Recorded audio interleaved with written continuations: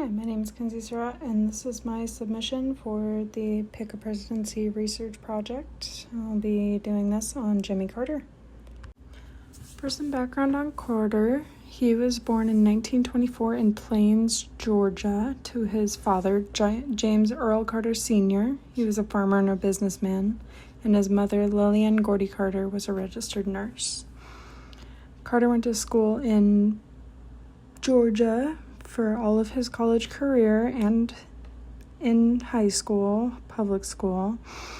He attended Georgia Southwestern College and the Georgia Institute of Technology, and then later in 1946 he got a Bachelor of Science degree in the United States Naval Academy. In 1962 he won his election into the Georgia Senate. He did run for governor in 1966, though he didn't win. Not until the next election in 1971, where he became Georgia's 76th governor. By 1974, he was the campaign chairman for the Democratic National Committee. Not long after this, Carter announced that he was going to run for president and began his presidential campaign. He ran against Gerald R. Ford in the 1976 presidential election, and Carter did win with 297 electoral votes. He stayed in office from January 20th, 1977 to January 20th, 1981. Carter was running against 9 other Democratic candidates, and he was kind of the underdog. He had the least experience in government, and nobody was expecting his win. It did benefit him that they were coming off of Watergate and the Vietnam War. So the general public and the voters had very little confidence in their current government, with Carter being kind of an outsider.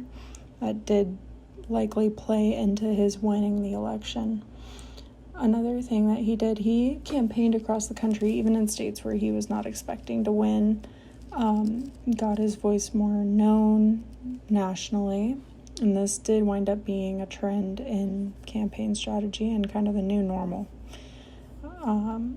He wound up choosing Walter Mondale for his vice president running mate. Mondale was a Minnesota senator, and this was considered to give his campaign kind of a geographic balance, with him being from Georgia, Mondale being from Minnesota. The 1970s was really the beginning of the concept of a swing state. Before then, they were mostly considered states with close vote margins, as the parties were much less polarized compared to where they are today. Some of the states that were more scrutinized in the 1976 election were Ohio, Texas, Mississippi, among a couple others, including Oregon, Wisconsin. However, Carter did win the first 3, despite them being more commonly Republican voting states now. The, quote, strong South was also voting largely Democratic during Carter's election. This was mostly credited to him being from Georgia. You can take a look at the electoral maps from here. We have the top one is from 1976, and you see all of the southern states voting in blue compared to in 2020, and the map that we're a little more used to nowadays. One successful domestic policy that Carter worked towards was the Airline Deregulation Act. This act was signed in 1978, and it essentially removed federal regulation on airline fares and the routes that airlines were allowed to take.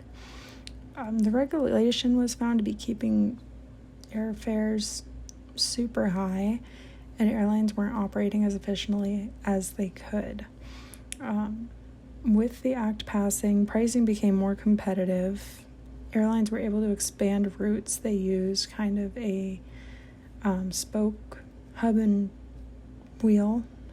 spoke method, where they would have their kind of base airlines or airports that could travel out to smaller nearby airports. This made expansions on the routes that these airlines could take nationally, and there was more routes available, more flights available, and therefore more consumers were able to use air travel. The bill was able to be passed with strong bipartisan support. was backed with the promises of cost reduction and the increased travel options, which wound up largely persuasive for voters. Carter didn't necessarily campaign for this. He did campaign for decreased government involvement in the economic system, however, but it was not specific to airline deregulation in his campaigning. Less successful, however, was his healthcare cost containment proposals. Carter wanted to create a plan that would essentially cap the profit that healthcare systems could gain yearly. The long-term goal of this was going to be comprehensive national healthcare coverage. His plan was vague. He kind of rooted it off of, well, let's see how this first step goes and then improve from there or work from there. Senator Ted Kennedy, however, had his own ideas as to how they could reform healthcare and what they could do to improve costs. His plan was more comprehensive. It had more structure to it and long-term ideas of how things would work. And the two were pretty much unwilling to compromise with each other. It quickly became apparent that without Kennedy's support, Carter's plan was not going to be able to pass, and it did not wind up making it through Congress.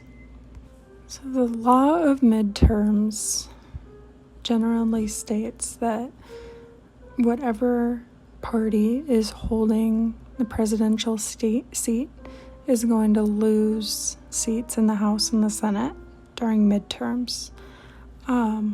Carter did follow this law, but not as dramatically as they had in previous years. 15 Democratic seats wound up lost in the House during midterms, and then 3 seats were lost in the Senate. But overall, Democrats did remain in control of Congress, as opposed to previous elections. So one foreign policy that Carter had to deal with was the Iranian hostage crisis. On November 4th, 1979, Iranian militants took hostage 66 American citizens from the U.S. Embassy in Tehran. 52 of those hostages were held for over a year, or 444 days.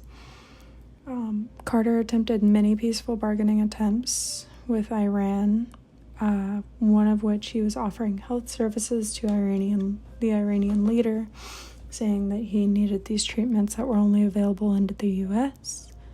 However, none of these were successful. After these failed attempts, Carter did approve Operation Eagle Claw. This was a U.S. military attempt at rescue. They were going to use, I believe, 8 helicopters to raid the embassy compound where the hostages were being held, and then bring them back safely. However, due to 2 or 3 of the helicopters malfunctioning and a crash, there was 8 U.S. service members left dead with these efforts, and their bodies were unable to be retrieved. This kind of left bragging rights for Iran and left Carter's administration kind of paralyzed by the embarrassment of this. The initial attempts with peaceful retrievals and bargaining negotiation was very positively received by the public. They were praising Carter for trying to bring these hostages back. However, as the failures continued, and then especially with the final Operation Eagle Claw being a failure, the support did kind of subside.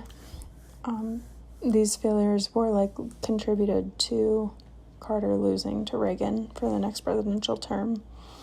Of note, these hostages were released literally minutes after Reagan was inaugurated in 1981. And lastly, here we'll touch on a more positive foreign policy that Carter addressed. It was the Camp David Accords. So Carter made it a point with his administration to try and reconvene the Geneva Conference. It's been established in December 1973, trying to end the Arab-Israeli dispute. So in September 1978, the Camp David Accords were signed by Carter, the Egyptian President Anwar Sadat, and Israeli Prime Minister Menachem Begin. This signing built the framework for the eventual peace treaty signing that occurred in March of 1979 between Israel and Egypt. Previously, they had been at a total deadlock on their agreement. By the end of July 1978, Sadat was ready to cut contact with Israel. The negotiation attempts were going nowhere. And at that point, Carter called for the summit meeting where they all joined at Maryland's presidential retreat, Camp David. Over the next 2 weeks, Carter helped them negotiate and kind of draft up this peace treaty.